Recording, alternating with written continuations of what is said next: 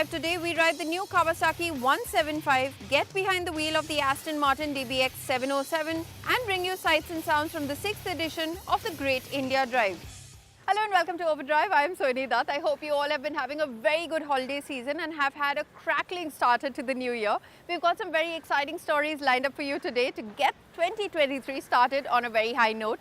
Now, Kawasaki India is coming back into the small capacity single cylinder motorcycle space with the W175. Now, this is a retro styled motorcycle which borrows cues from the W800, but does it deliver on that promise? Let's find out. Those of you who are well versed with the Indian motorcycling scene of the 80s and 90s would know that Kawasaki was a very popular brand when it came to commuters, power commuters, etc. Of course, years passed, some of their alliances worked, some didn't, and then Kawasaki started focusing only on premium motorcycles. Today, their range starts at 300 and then goes all the way up to the H2. However, they now want to get back into that commuter space, get a larger slice of the pie, let's put it that way. They want a mass market motorcycle, and their answer for that is this, the W175. The W obviously comes from their retro range of motorcycles. We are well versed with the W800, but now the 175 aims to get in the big numbers. Will it? And that pie that I was referring to belongs to Royal Enfield, and everyone wants a piece of it. I think a Ninja 175 priced and spec'd to take on the Yamaha YZF R15 would have been a better bet. But right now, it is the adventure motorcycles and the modern retros that are the most sought after segments, and hence the W175. Of course, the all black look might work for some, the red actually looks better, but I think given the Kawasaki DNA, the corporate color or the signature, they ought to have made one in green. Maybe they could still make one as a limited edition, one in green with slight golden pinstripe accents or maybe golden spoke wheels. That could look nice. For starters, the chassis has a slightly different geometry and the tank is of 12-litre capacity instead of the 13-litre unit that goes on the global models. In terms of the measurements, 1 litre may not really amount to much, but here in terms of the proportions, it actually does. Compared to the global model of the W175, which runs a 1 litre larger tank, the proportions actually look a lot better for that classic or that old school look. Here, because it's just a little smaller, this ends up looking more like a commuter. The pea-shooter exhaust does try to save the design a bit, but more meat would have helped the proportions of the 175. The flip side is that the riding geometry is more relaxed and doesn't need you to stretch out for the handlebars. Long story short, our W175 is slightly smaller to fit a wider variety of riders. Shorter riders will appreciate the low seat height, while the fairer sex or those with a smaller frame will appreciate the lightweight feel of the motorcycle. I'm impressed how light and nimble the new Royal Enfield Hunter 350 feels in comparison to the classic 350 to attract a new breed of riders to the Royal Enfield clan. But the Kawasaki W175 makes even the Hunter feel bulky and lazy to maneuver, and it's not surprising to see why.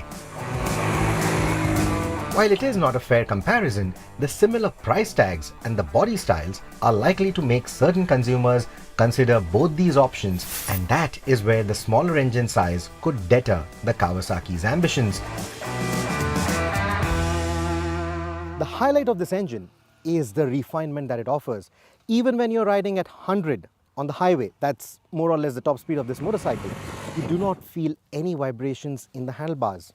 And let me draw your attention here, no bar and weights. Despite that, no vibrations in the pegs either.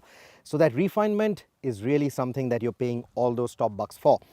As far as the torque is concerned, again, on paper, well, not very inspiring, but you'll be surprised at how well this motorcycle pulls in the city, out on the highway, not just with the rider, but also with the pillion.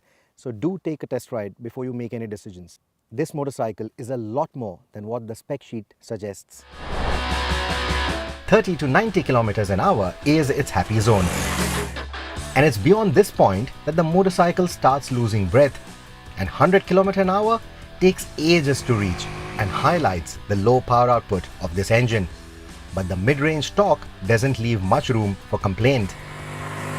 The other reason why this motorcycle will prove that it is more than the sum of its spec sheet is the suspension setup. It might seem like puny, old school suspension, but it takes on these kind of roads extremely well. Again, with the rider and the pillion. The ride is supple, the motorcycle is easy, light, very nimble, very easy to handle even on rough surfaces like these. And what I really like is the kind of damping that it offers. Yes, the front has a little bit too much rebound. On some of the surfaces, there's a lot of movement at the front. But once you account for that, the motorcycle is easy to ride, easy to handle, and easy to tackle bad roads with.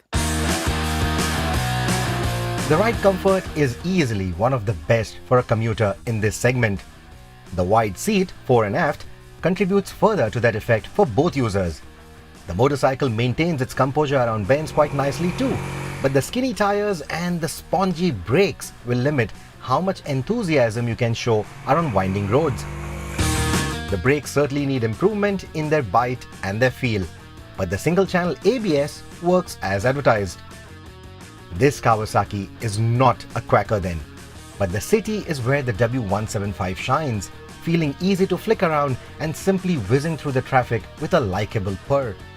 Sure, those expecting a bit of thump from this retro body style will be left wanting. But the exhaust note isn't the typical single-cylinder buzz, and that refinement is what you will appreciate.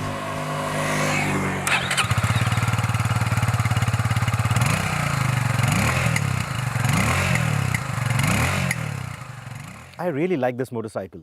Honestly, like I said, when I saw the spec sheet for the first time, even when I went for the launch for the first time and saw the motorcycle, I wasn't too sure about it. But after spending a couple of days with it, after riding this motorcycle for so long, I'm actually beginning to like it. The only fly in that ointment still remains the price.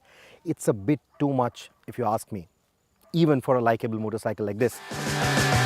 Elements like the basic instrumentation, a flimsy key, the simple bent pipe for a grab handle, or the large yet inadequate halogen headlamp is likely to make you feel shortchanged for this price. The latter also drained the battery within minutes when we forgot to switch off the electricals during a fuel stop.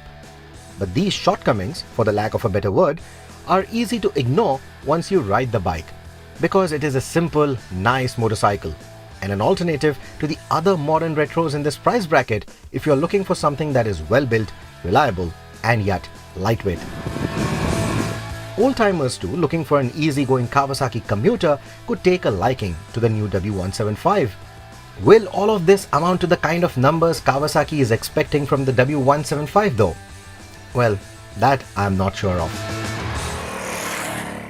Well, we have promised to keep your adrenaline pumping, so we will get you a glimpse of the